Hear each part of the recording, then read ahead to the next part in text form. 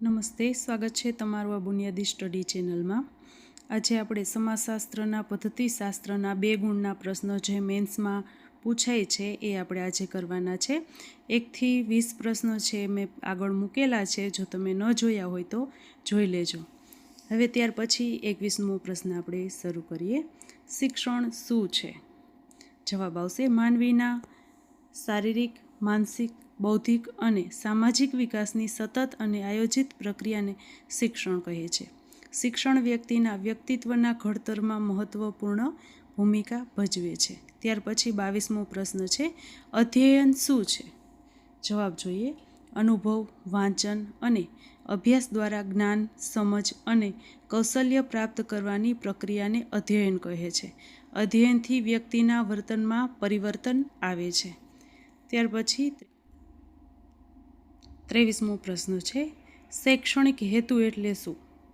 જવાબ જોઈએ તો શિક્ષણ દ્વારા વિદ્યાર્થીમાં જે જ્ઞાન, કુશળતા અને મૂલ્યો વિકસાવવા માંગવામાં આવે તેને શૈક્ષણિક હેતુ કહે છે। તે હેતુને યોગ્ય દિશા આપે છે। ત્યાર પછી 24મો પ્રશ્ન છે, કોટિક્રમ એટલે શું? તો જવાબ જોઈએ, વિષય વસ્તુને સરળથી કઠિન અને જાણીતીથી અજાણી ક્રમમાં ગોઠવવાની પદ્ધતિને કોટિક્રમ કહે છે। આનાથી વિદ્યાર્થીઓને વિષય સરળતાથી સમજાય છે। ત્યાર પછી 25મો પ્રશ્ન જોઈએ, નિદર્શન પદ્ધતિ શું છે? જવાબ જોઈએ, વસ્તુ, ચિત્ર, મોડેલ અથવા ક્રિયા દેખાડીને શિક્ષણ આપવાની પદ્ધતિને નિદર્શન પદ્ધતિ કહે છે। આ પદ્ધતિથી વિદ્યાર્થીઓને પ્રત્યક્ષ અનુભવ મળે છે। ત્યાર પછી 26મો પ્રશ્ન જોઈએ, સમાજશાસ્ત્રમાં સ્વાધ્યાય પદ્ધતિ શું છે? જવાબ જોઈએ, વિદ્યાર્થી પોતે વાંચન, વિચાર અને અભ્યાસ દ્વારા જ્ઞાન મેળવે તેને સ્વાધ્યાય પદ્ધતિ કહે છે। આ પદ્ધતિથી સ્વનિર્ભરતા અને આત્મવિશ્વાસ વિકસે છે। ત્યાર પછી 27મો પ્રશ્ન જોઈએ, સમાજશાસ્ત્રમાં પ્રવાસ પદ્ધતિ શું છે? તો જવાબ જોઈએ, શૈક્ષણિક સ્થળોની મુલાકાત કરાવીને પ્રત્યક્ષ અનુભવ દ્વારા શિક્ષણ આપવાની પદ્ધતિને પ્રવાસ પદ્ધતિ કહે છે। તેનાથી વ્યવહારુ જ્ઞાન અને રસમાં વધારો થાય છે। ત્યાર પછી 28મો પ્રશ્ન જોઈએ, સમાજશાસ્ત્રમાં કાર્યાનુભવ શું છે? જવાબ જોઈએ, કોઈ કાર્ય જાતે કરીને મેળવેલું જ્ઞાન અને અનુભવ કાર્યાનુભવ કહેવાય છે। તેનાથી વિદ્યાર્થીની કાર્યક્ષમતા અને સમજશક્તિ વધે છે। ત્યાર પછી 29મો પ્રશ્ન જોઈએ, સમાજશાસ્ત્રમાં પ્રેરક પ્રશ્ન શું છે? જવાબ જોઈએ, વિદ્યાર્થીમાં વિચાર શક્તિ, ઉત્સુકતા અને રસ જગાડે તેવા પ્રશ્નને પ્રેરક પ્રશ્ન કહે છે। આવા પ્રશ્નો વિદ્યાર્થીઓને સક્રિય બનાવે છે। ત્યાર પછી 30મો પ્રશ્ન જોઈએ, સમાજશાસ્ત્રમાં બ્લેકબોર્ડનું મહત્વ શું છે? જવાબ જોઈએ, બ્લેકબોર્ડ શિક્ષણનું મહત્વપૂર્ણ સાધન છે। તેના દ્વારા મુદ્દાઓ, આકૃતિઓ અને ઉદાહરણો સરળ અને સ્પષ્ટ રીતે સમજાવી શકાય છે। ત્યાર પછી 31મો પ્રશ્ન જોઈએ, સમાજશાસ્ત્રમાં પાઠની શરૂઆત શા માટે જરૂરી છે? તો જવાબ જોઈએ, પાઠની શરૂઆત વિદ્યાર્થીઓમાં રસ અને ધ્યાન કેન્દ્રિત કરવા માટે જરૂરી છે। સારી શરૂઆતથી પાઠ વધુ અસરકારક અને રસપ્રદ બને છે। ત્યાર પછી 32મો પ્રશ્ન જોઈએ, સમાજશાસ્ત્રમાં પુનરાવર્તન શું છે? તો જવાબ જોઈએ, ભણાવેલા પાઠને ફરી યાદ કરવાની પ્રક્રિયાને પુનરાવર્તન કહે છે। તેનાથી વિદ્યાર્થીઓનું જ્ઞાન મજબૂત બને છે। ત્યાર પછી 33મો પ્રશ્ન છે, સમાજશાસ્ત્રમાં એકમ કસોટી શું છે? જવાબ જોઈએ, એકમ પૂર્ણ થયા પછી વિદ્યાર્થીના જ્ઞાનની તપાસ કરવા લેવાતી પરીક્ષાને એકમ કસોટી કહે છે। તેનાથી વિદ્યાર્થીની પ્રગતિ જાણી શકાય છે। ત્યાર પછી 34મો પ્રશ્ન જોઈએ, સમાજશાસ્ત્રમાં રચનાત્મક મૂલ્યાંકન શું છે? જવાબ જોઈએ, શિક્ષણ દરમિયાન સતત થતું મૂલ્યાંકન રચનાત્મક મૂલ્યાંકન કહેવાય છે।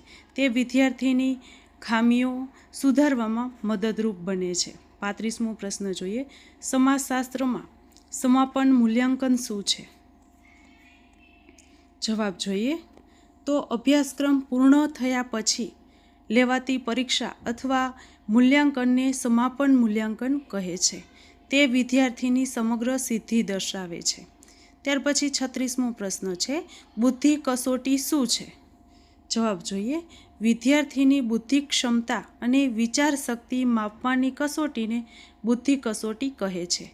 તે વિદ્યાર્થીની ક્ષમતા જાણવા ઉપયોગી બને છે.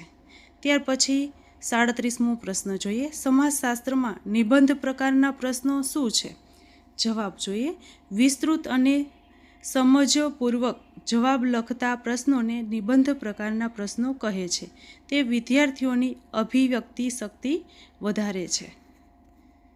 ત્યાર પછી 38મો પ્રશ્ન જોઈએ, સમાજશાસ્ત્રમાં લઘુત્તરી પ્રશ્નો શું છે? જવાબ જોઈએ, ટૂંકા અને મુદ્દાસર જવાબ માંગતા પ્રશ્નોને લઘુત્તરી પ્રશ્નો કહે છે. તે વિદ્યાર્થીઓની સમજ શક્તિ ચકાસવામાં મદદરૂપ બને છે. ત્યાર પછી 39મો પ્રશ્ન જોઈએ, સમાજશાસ્ત્રમાં વસ્તુલક્ષી પ્રશ્નો શું છે? જવાબ જોઈએ, નિશ્ચિત અને ચોક્કસ જવાબ ધરાવતા પ્રશ્નોને વસ્તુલક્ષી પ્રશ્નો કહે છે. તે મૂલ્યાંકનને સરળ અને નિષ્પક્ષ બનાવે છે. ત્યાર પછી 40મો પ્રશ્ન આપણે જોઈએ, સમાજશાસ્ત્રનું મહત્ત્વ શું છે? જવાબ જોઈએ, સમાજશાસ્ત્ર સમાજની રચના, સંબંધો અને સમસ્યાઓ સમજવામાં મદદ કરે છે. તે સારા નાગરિક ઘડવામાં મહત્ત્વપૂર્ણ વિષય બને છે. ત્યાર પછી 41મો પ્રશ્ન છે, શિક્ષણ સહાયક સાધનોના પ્રકાર કયા છે? જવાબ જોઈએ, શિક્ષણ સહાયક સાધનો મુખ્યત્વે દ્રશ્ય, શ્રાવ્ય અને દ્રશ્ય શ્રાવ્ય પ્રકારના હોય છે. તે પાઠને વધુ રસપ્રદ અને અસરકારક બનાવે છે. ત્યાર પછી 42મો પ્રશ્ન જોઈએ, સમાજશાસ્ત્રમાં પ્રદર્શન પદ્ધતિ શું છે? જવાબ જોઈએ, વસ્તુઓ, ચિત્રો અથવા મોડેલોનું પ્રદર્શન કરીને શિક્ષણ આપવાની પદ્ધતિને પ્રદર્શન પદ્ધતિ કહે છે. તેનાથી વિષય સરળતાથી સમજાય છે. ત્યાર પછી 43મો પ્રશ્ન છે, સમાજીકરણના મુખ્ય સાધનો કયા છે? જવાબ જોઈએ, કુટુંબ, શાળા, મિત્રો, સમાજ અને માસ મીડિયા સમાજીકરણના મુખ્ય સાધનો છે. તે વ્યક્તિના વર્તન અને વ્યક્તિત્વને ઘડે છે.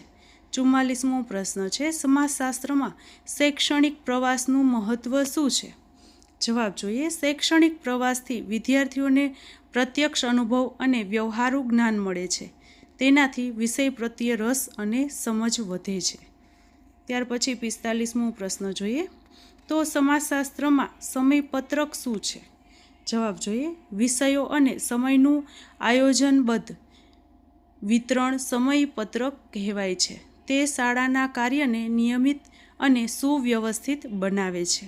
ત્યાર પછી 46મો પ્રશ્ન જોઈએ, સમાજશાસ્ત્રમાં પાઠ્યપુસ્તકનું મહત્ત્વ શું છે? જવાબ જોઈએ, પાઠ્યપુસ્તક જ્ઞાનનું મુખ્ય અને પ્રમાણભૂત સાધન છે. તેમાં વિષયવસ્તુ સરળ અને ક્રમબદ્ધ રીતે આપવામાં આવે છે. ત્યાર પછી 47મો પ્રશ્ન જોઈએ, સમાજશાસ્ત્રમાં ગ્રુપ ચર્ચાનું મહત્ત્વ શું છે? જવાબ જોઈએ, ગ્રુપ ચર્ચાથી વિદ્યાર્થીઓમાં વિચાર શક્તિ, સહકાર અને આત્મવિશ્વાસનો વિકાસ થાય છે. તે વિદ્યાર્થીઓને સક્રિય અને અભિવ્યક્તિશીલ બનાવે છે. ત્યાર પછી 48મો પ્રશ્ન છે, અનુશાસન એટલે શું? જવાબ જોઈએ, નિયમો, શિસ્ત અને સારા વર્તનનું પાલન કરવું તેને અનુશાસન કહે છે. અનુશાસન વ્યક્તિના સારા વ્યક્તિત્વના વિકાસમાં મદદરૂપ બને છે. ત્યાર પછી 49મો પ્રશ્ન છે, સમાજશાસ્ત્રમાં સહશૈક્ષણિક પ્રવૃત્તિ શું છે? જવાબ જોઈએ, અભ્યાસ સાથે જોડાયેલી વધારાની પ્રવૃત્તિઓને સહશૈક્ષણિક પ્રવૃત્તિ કહે છે. તે વિદ્યાર્થીઓના સર્વાંગી વિકાસમાં મદદ કરે છે. ત્યાર પછી 50મો પ્રશ્ન છે, શિક્ષકના મુખ્ય ગુણ કયા છે? તો જવાબ જોઈએ કે શિક્ષકમાં કેવા ગુણ હોવા જોઈએ? તો શિક્ષક જ્ઞાનવાન, શિસ્તબદ્ધ, સહનશીલ અને જવાબદાર હોવો જોઈએ. સાથે સાથે સમજાવવાની કુશળતા અને પ્રેમાળ સ્વભાવ પણ જરૂરી છે. આ સાથે આપણો આ વિડીયો પણ પૂર્ણ થાય છે. જો તમને મારા વિડીયો ગમતા હોય તો લાઈક કરજો, શેર કરજો અને સબસ્ક્રાઈબ કરજો. Thank you.